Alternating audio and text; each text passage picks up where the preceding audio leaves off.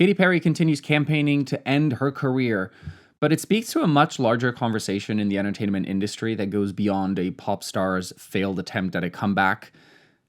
Men's successes will always outshine their crimes. Allegedly.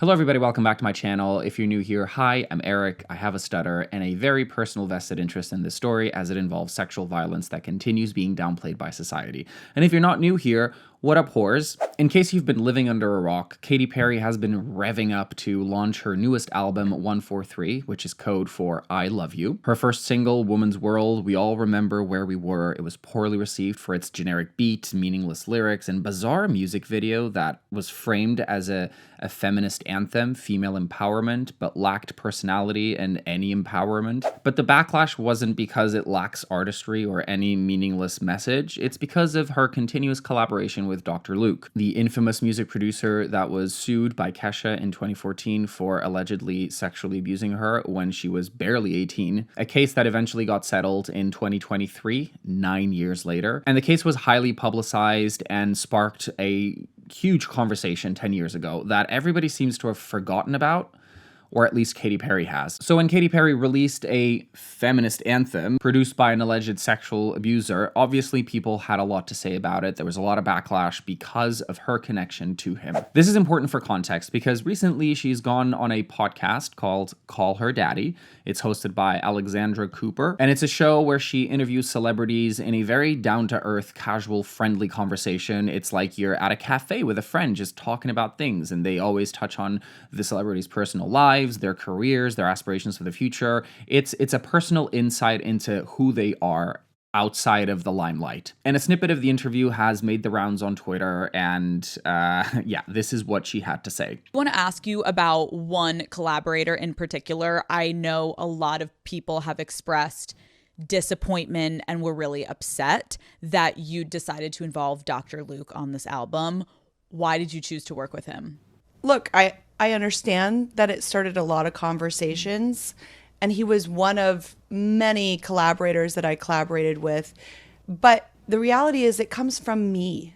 The truth is I wrote these songs from my experience of my whole life going through this metamorphosis. And he was one of the people to help facilitate all that, one of the writers, one of the producers. And I am speaking from my own experience. Like when I speak about Woman's World, I speak about feeling so empowered now as a mother, as a woman, giving birth, creating life, creating another set of organs, a brain, a heart. I created a whole ass heart and I did it and I'm still doing it and I'm still a matriarch and feeling really grounded in that. That's where I'm speaking from. Yeah. And so I created all of this with several different collaborators, people that I've collaborated with from the past, from Teenage Dream era, all of that. Okay, let's unpack this because this was a very non-answer answer. She starts off by saying that she understands it caused a lot of conversation. So it's not like she can claim ignorance. She understands the conversation was going to happen.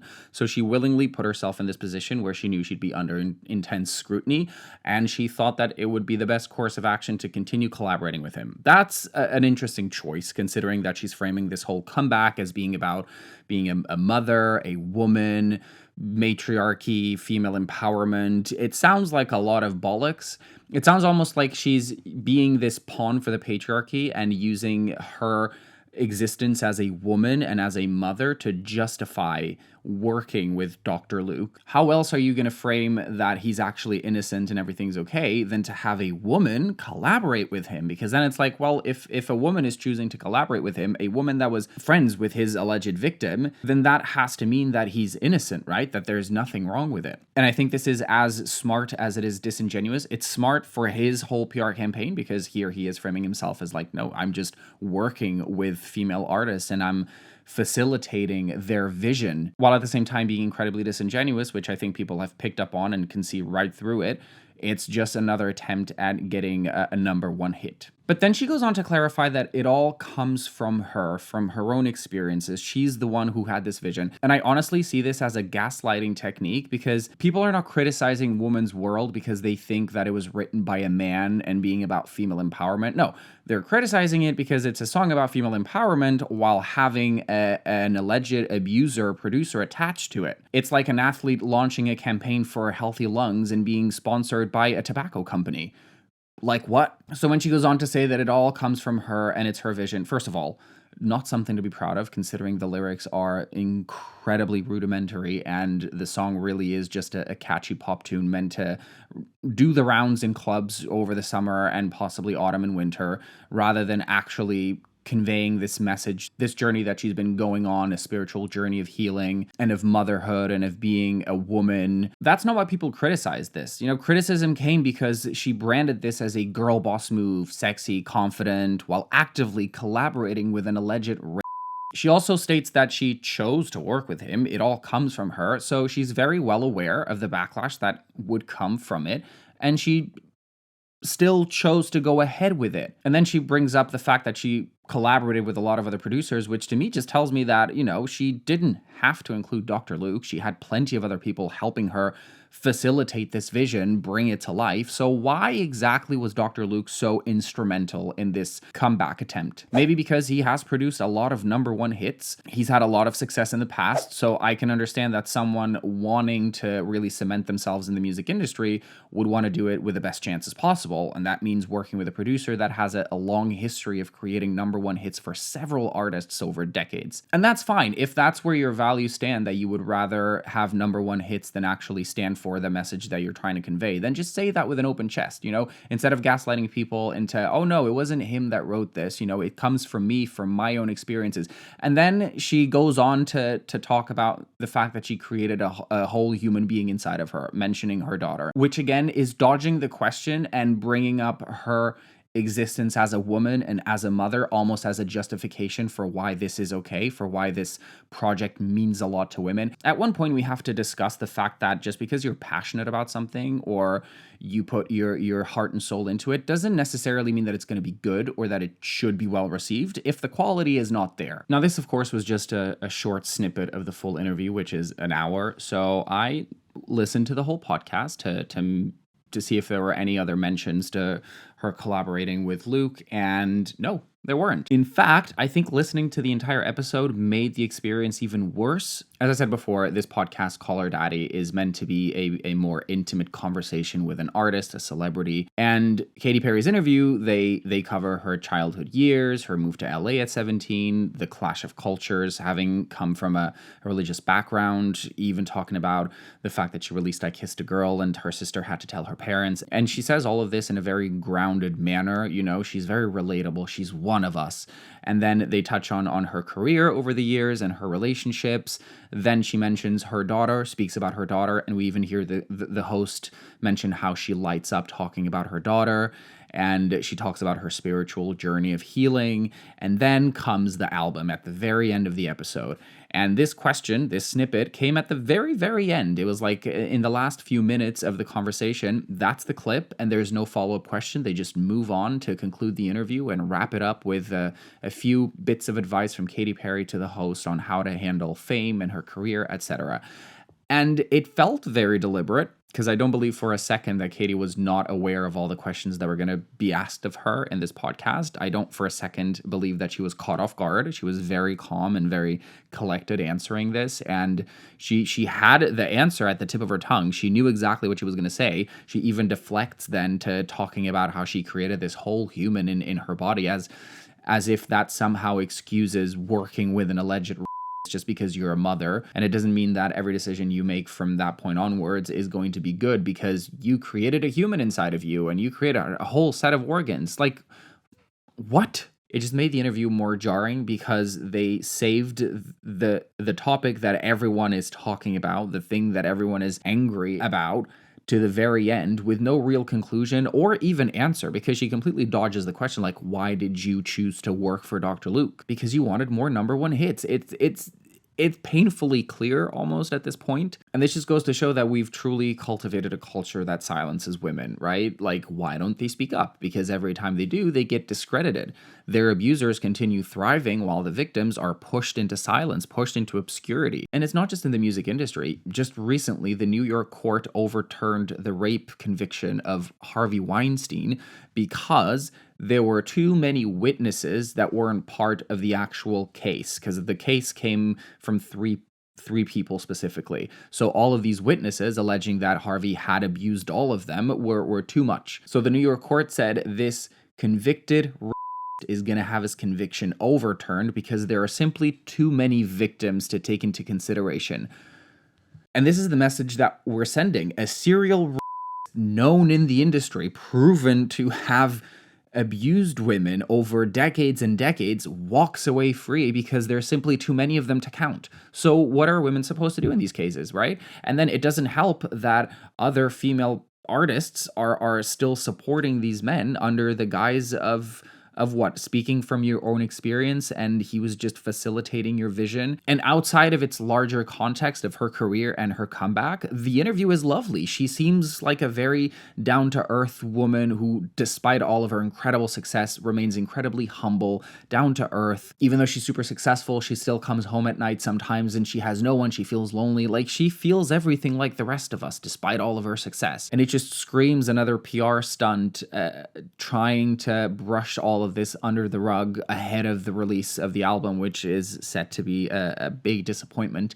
Thankfully, people are more aware, more in tune with what's happening. They're not letting her walk away from this scot-free, as they shouldn't. We should be calling out these things, especially if they are aware. And it's not just Kesha. There have been a number of artists, notably Kelly Clarkson, who did not want to work with him the second time around because he was so abusive. This was before 2014, before the court case even came forth. Kelly Clarkson said that he was an asshole to everyone. No one liked to work with him because he was abusive. He was mean. He mistreated people constantly. But I just didn't want to, and especially at that time, I was so frustrated that I was forced to work. Like, basically they were going to sit on my record unless I did what they wanted. And I was so frustrated because I literally said, anyone in the world but this one person. I will work with anyone you want to put in my path. Like, I love people. I think that's apparent. Like, I think I'm a nice person. That's apparent. But like, it was just this one thing, and I asked not to work with Dr. Luke just because I had not a good experience with him. And I never do that. So if an artist like me, like you talk to everybody. I generally love everyone. Yeah. Like, you have to really be a special kind of jerk. Let's say that. For me not to like you. Like, so it's, and I just had a negative experience. The guy is super talented. I'm not negating that. Like, that's a fact, obviously. But it just was something I didn't want to, so it frustrated me. And I was like, you know what?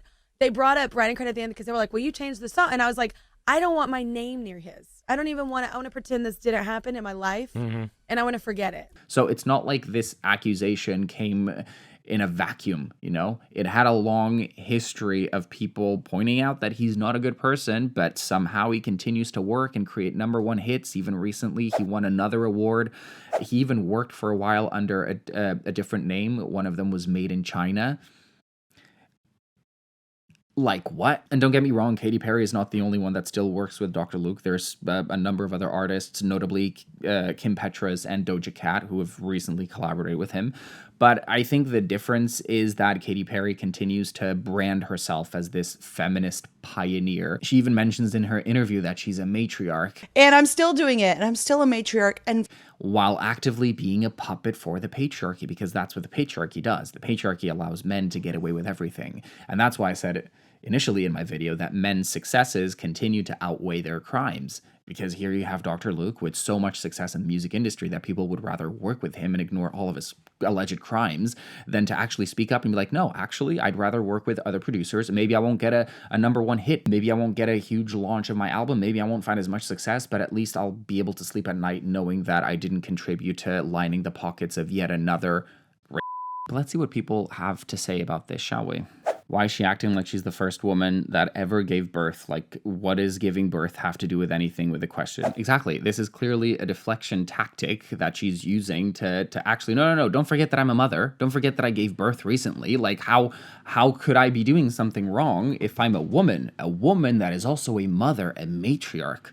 Another user said, funny how she probably chose to work with him thinking it would be a guaranteed hit that would transcend any backlash it got, and now she just has a flop album produced by a well, not funny so much as embarrassing. Oh well. Exactly. This is what she should have said. I worked with Dr. Luke because I found success in the past and I wanted more success in the future, and I don't care that he has been accused of sexually abusing women. Would there be a lot of backlash? 100%. But at least she would be honest, you know, because people can see that this was just another cash grab attempt at jumping up to the top 10 of whatever. And instead, luckily, it backfired tremendously, beautifully. And honestly, you know you're in trouble when you're a female pop star that gays have adored and that gays have now disavowed. Despite her feeble attempts on Instagram of stating that she doesn't do it for the male gaze, she does it for the male gaze. Girl, no. I don't think the gays want you to collaborate with a to make generic pop songs that no one is going to remember in a month. They want you to stand for something, literally anything other than this girl boss aesthetic that really isn't saying anything about you or women everywhere. It's just, I don't even know what it is. It's disappointing. That's what it is. It's disappointing that after so many years and so many hits, this is what she chooses to do with her career. But again, she's not the only one that does it. It's just that she's a little bit more vocal about her feminist intentions, which aren't really there, right? Another user said, well, from her own lips to your ears, Katy chose to work with Dr. Luke. She wasn't contractually bound. So what's the next script, Katy Cat? Because this had been one of the defenses of her fans, is that maybe she was contractually obligated, like Kesha was, to remain under Dr. Luke's thumb. But now she's openly admitted that it came from her. She chose to do this. So there really is no way to defend it anymore. There's no way to claim ignorance or claim like contractual obligation she couldn't get out of. No, she knowingly did it. She did it on purpose. She chose to do it. And you know what? This is the reward. Play stupid games, win stupid prizes. And lastly, this user said, her mentioning how empowered she felt after having her daughter and then knowingly working with a is saying that her own daughter should work with abusive people just for shits and giggles. That is a dangerous setting and story to say. Katy Perry. Let's remember that they have a platform and they have a message, something they stand for. And if this is what she does, then yeah, this is sort of the message that she's sending. It's okay to work with whoever as long as it brings you success. And that's a up thing to stand for. Really up. But it's not just Katy Perry, it's the industry at large that continues to protect men because they are talented. Not just men though, white men, because we've seen a lot of black creators being completely shunned out of existence for way less serious crimes. So yeah, I guess now we all know where she stands with this whole issue. And as disappointing as it is, because I used to be a Katy Perry fan as well. I was a fan of hers, but it's impossible to ignore the whole mess that this is. That isn't just a mess for clicks and views and drama. It's a mess that speaks again to a larger conversation. And honestly, it needs to change. Hopefully, if her album flops enough, people will start realizing that actually you shouldn't work with awful people no matter how great their work has been in the past. And hopefully she soon realizes that this ain't it and that she could be doing a lot better with her platform and with her art than continuously working with Dr. Luke. And with that said, thank you so much for tuning in. If you like this video, feel free to leave it a like down below, subscribe to my channel, click that bell notification so you never miss a future upload from me. Also follow me on my social media, Eric Silver C on Instagram and Stutterbox on TikTok. Also, I recently filmed a sit-down chat sort of casual conversation to talk about Beetlejuice, one of my favorite movies, ahead of the sequel's release, which by the time the video is posted, I think the sequel will be out, but you have that to look forward to. It'll be an unscripted video where we just go through the movie and talk about what we like, what we don't like, and also catch up, because I think that, yeah, it's important to every now and then take a little break and a little breather and just get to know each other a bit more. So yeah, stick around for when that comes out, and until then, stay safe, stay sane, stay stupid, and stay stuttering. Bye, guys.